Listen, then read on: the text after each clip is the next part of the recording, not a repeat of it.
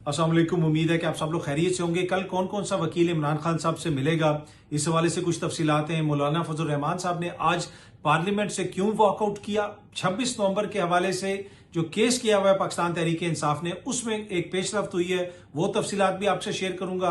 सहाफ़ी गए हुए थे जनाब LOC के ऊपर, इंटरनेशनल मीडिया, पाकिस्तानी मीडिया, उस हवाले से भी कुछ डिटेल्स हैं, कुछ मजीद खबरें। कोशिश होगी कि आज के इस व्लॉग के अंदर वो भी आपसे शेयर की जाए। लेकिन सबसे पहले ये सामने आप देख सकते हैं, लिस्ट आ गई है। कल इन वकला की इमरान खान साहब से मुलाकात होनी चाहिए। अगर आप इस लिस्ट को देखें, इसमें पहला नाम है सलमान अकरम राजा साहब का, दूसरा नाम है बैरिस्टर गौहर साहब का, तीसरा नाम है सलमान सफदर साहब का, न्याजुल्लाह न्याजी साहब का चौथा नाम है, पांचवा नाम है नईम हैदर पंजोथा का, और छठा नाम है अली जफर साहब का। ये तमाम मोअज़्ज़ज़ वकला हैं जिनके नाम दिए गए हैं इमरान खान साहब से मुलाकात के लिए। अब बड़ा क्वेश्चन ये है कि क्या इस मौके के ऊपर हुकूमत पाकिस्तान तहरीक इंसाफ के इन वकला की मुलाकात करवा देगी या मुलाकात नहीं करवाएगी। एक तरफ हुकूमत ये कह रही है कि जनाब सबको मिलकर चलना है, इकट्ठा चलना है, तो बड़ा इंपॉर्टेंट है कि अब हुकूमत का रवैया क्या होगा। इस हवाले से जो पार्टीज राय हैं, पाकिस्तान तहरीक इंसाफ के इनर सर्कल्स हैं, वो ये कह रहे हैं कि हमें खदशा है कि एक दो बंदों की मुलाकात करवा दी जाएगी, सलमान अकरम राजा की मुलाकात नहीं करवाई जाएगी, नईम हैदर पंजोथा की मुलाकात नहीं करवाई जाएगी, न्याजुल्लाह न्याजी की मुलाकात नहीं करवाई जाएगी। सलमान सफदर तो वैसे ही सियासी वकील नहीं है, वो आपको पता है वो एक प्रोफेशनल लॉयर हैं, हो सकता है उनकी भी शायद मुलाकात करवा दी जाए, और बैरिस्टर गौहर की मुलाकात करवा दी जाएगी, ये कह रही है पार्टी के अपने सोर्सेज कह रहे हैं, और हो सकता है कि अली जफर साहब की भी मुलाकात करवा दी जाए, लेकिन सलमान अकरम राजा साहब की मुलाकात नहीं करवाई जाएगी। ये पाकिस्तान तहरीक इंसाफ को खदशा है, और नईम हैदर पंजोथा की भी नहीं करवाई जाएगी, और न्याजुल्लाह न्याजी की भी नहीं करवाई जाएगी। अब ये करवाई जाएगी या नहीं करवाई जाएगी, ये तो कल ही पता चलेगा। लेकिन लिस्ट सामने आने के बाद जब हमने मुख्तलिफ जराए से जमात के अंदर बात की, तो उन्होंने आगे से हमें बताया कि जनाब ये होगा। हमने उनसे पूछा कि जिस किस्म के हालात हैं, क्या हुकूमत ने आपको कोई श्योरिटी दी है कि कल खान साहब से मुलाकात हो जाएगी, और खान साहब से कोई मैसेज लेना है पाक भारत कशीदगी के हवाले से, उसके ऊपर क्या आपने कोई मुशावरत की है, कोई बात हुई है।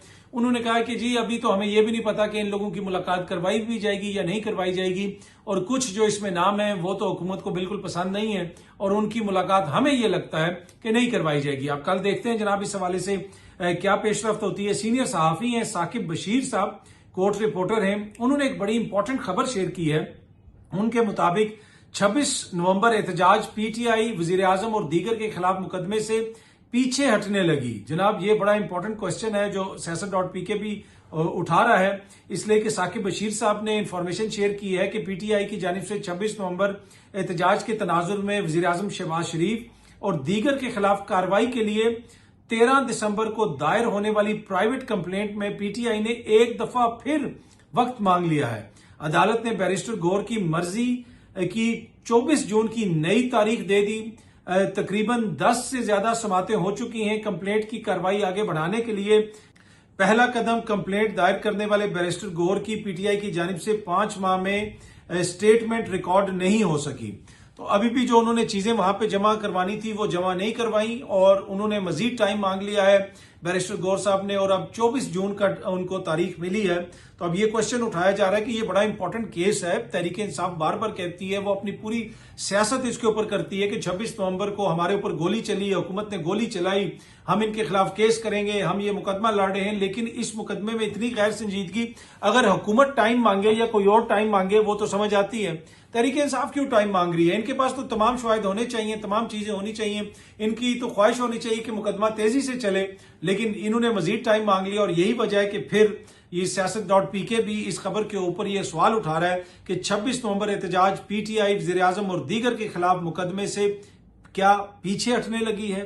तो ये बड़ी इंपॉर्टेंट डिटेल्स हैं। अब देखते हैं जनाब 24 जून को क्या होगा, जो नई तारीख दी गई है। जो भी तफसीलात सामने आती हैं हमारी कोशिश होगी कि आपके साथ शेयर की जाए।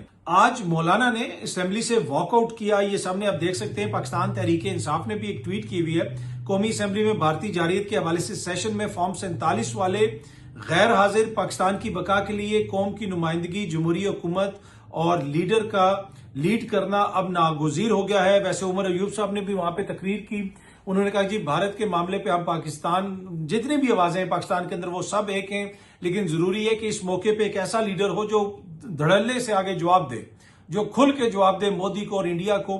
ये फॉर्म 47 वाले वो जवाब नहीं दे सकते। अब ये मुबैना फॉर्म 47 का इल्जाम लगाते हैं ऑपोजिशन वाले। अब ये खाली जो कुर्सियों की तस्वीर भी शेयर की हुई है सोशल मीडिया पे पीटीआई ने, और ये सामने एक तस्वीर आपको नजर भी आ रही होगी। अच्छा, इसी हवाले से मौलाना ने भी तहफुजात का इजहार किया। उन्होंने जब वहां पे स्पीच की, वो खड़े हुए, उन्होंने कहा ये इतना इंपॉर्टेंट मामला है लेकिन यहाँ पे सीनियर क्यादत ही नहीं आई हुई हुकूमत की, लिहाजा इसके ऊपर मैं वॉकआउट करता हूं। मौलाना अपनी जमात को लेकर वहां से वॉकआउट कर गए। तो ये है जनाब हुकूमत की संजीदगी का लेवल कि वहां पे कोई सीनियर बंदा नहीं था, और मौलाना ने भी उस जानिब निशानदेही की और पाकिस्तान तहरीक इंसाफ वाले भी उस जानिब निशानदेही करते रहे और कहते रहे कि जनाब इनके बंदे तो वहां पे होने चाहिए। अब जो फॉर्म 47 वाली बहस है, जो हुकूमत ने ब्रीफिंग दी थी जिसमें अता तारड़ साहब और डीजी ISPR साहब थे और मुख्तलिफ सियासी जमातों को बुलाया गया था, पाकिस्तान तहरीक इंसाफ नहीं गई थी, उस हवाले से अब शेख वकास अकरम साहब ने भी एक प्रेस कॉन्फ्रेंस में बात करते हुए कहा कि जनाब हुकूमत को इस पे APC बुलानी चाहिए और APC के अंदर ये फैसले होने चाहिए, सब लोगों को इसके ऊपर अपनी राय का इजहार करना चाहिए।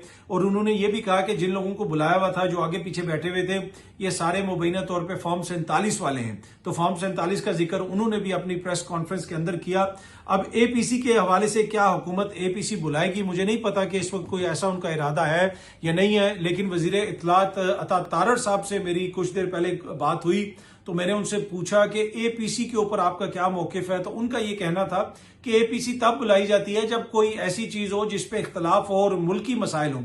अता तारड़ साहब ने कहा कि जनाब इस वक्त हमारा जो मसला है वो भारत के साथ है, किसी सियासी जमात के साथ नहीं है। अपने मसाइल हम बाद में हल कर लेंगे और तमाम जो पाकिस्तान की सियासी जमातें हैं उनकी हुब्बुल वतनी पे किसी किस्म का कोई सवाल नहीं है। तो लिहाजा इस वक्त इस पे बात ना की जाए। तमाम सियासी जमातों का जो मौकिफ है वो प्रो पाकिस्तान है। जिस तरह मैंने पहले भी कहा कि उमर अयूब साहब ने भी वहां पे काफी तकरीर की आज कौमी असेंबली के अंदर और भारत को काफी लताड़ा और थोड़ी बहुत तनकीद जो है मौजूदा हुकूमत के ऊपर भी की। LOC के ऊपर आज सहाफी भी गए हुए थे, वजीर इत्तलात उनको लेके गए थे, इंटरनेशनल मीडिया भी गया हुआ था, इसलिए कि भारत मुख्तलिफ क्लेम करता रहा कि वहां पे ये है तो वहां पे जनाब ये दहशतगर्द है, तो वहां पे वो ट्रेनिंग हो रही है, ऐसे हो रही है। पाकिस्तान ने सारे सहाफियों को पाकिस्तान वहां पे लेके गया, उन्हें कहा गया कि जनाब आप देख लें। मैं देख रहा था वहां से जो वीडियोज वगैरह आई उसमें पाकिस्तानी सहाफी भी गए हुए थे और पाकिस्तानी सहाफियों के अंदर काफी जोश व जज्बा भी आजकल मुझे नजर आ रहा है। तो मुझे थोड़ी सी फिक्र ये थी कि हमारे जो कोलीग हैं, कुछ दोस्त हैं हमारे पाकिस्तानी सहाफी, वो ये ना हो कि LOC क्रॉस ही कर जाएं। जज्बे के तो कदर करनी चाहिए ना, जज्बे का तो फिर कोई इंतहा नहीं होती। लेकिन आखिरी इतलात तक यही है कि जितने गए थे वो सारे वापस आ गए हैं। किसी ने खुदा न खास्ता बॉर्डर क्रॉस नहीं किया तो वो मीडिया के ऊपर ही अपना वो मौकिफ रखेंगे, उस तरह की जंग में वो हिस्सा नहीं बनेंगे। तो मुझे वो भी डर था कि जिस तरह आजकल गोदी मीडिया का इधर मुकाबला हो रहा है, ये ना हो कि इधर से कोई सहाफी बॉर्डर क्रॉस कर जाए बंदूक उठा के।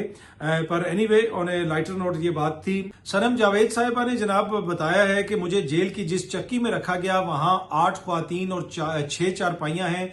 वहां कत्ल के इल्जाम में नामजद खातून है जिसका जिस्मानी रिमांड 3 दिन का हुआ जबकि मेरा 6 दिन का हुआ। ये अदालत में उन्होंने बात करते हुए वहां पे कहा। दूसरी जानिब आलिया हमजा मलिक साहिबा ने आज रावलपिंडी में एक रैली भी निकाली इमरान खान की रिहाई के हवाले से, और सिमाबिया ताहिर साहिबा भी उनके साथ थी। सिमाबिया भी हर जगह पे होती हैं और बड़ी मुतहरिक पाकिस्तान तहरीक इंसाफ की वो रहनुमा है, और वो उनका भी ये क्लेम है कि फॉर्म 45 पे वो जीती हुई हैं और हर जगह पे हम उनको देखते हैं, अक्सर गिरफ्तार वगैरह भी होती हैं। आज भी वो आलिया हमजा मलिक साहिबा के साथ थी। अच्छा, आलिया हमजा मलिक साहिबा ने एक और बात भी की है कि अपना मजाक मत उड़ाएं, हम जैसे लोगों से बयानात मत दिलवाएं, इमरान खान को लोगों से मिलने दें ताकि उनका ट्वीट आए और बैन अल-अक़वामी सतह पर बयानियां बने ताकि मोदी को कोई डट कर जवाब देने वाला मिले।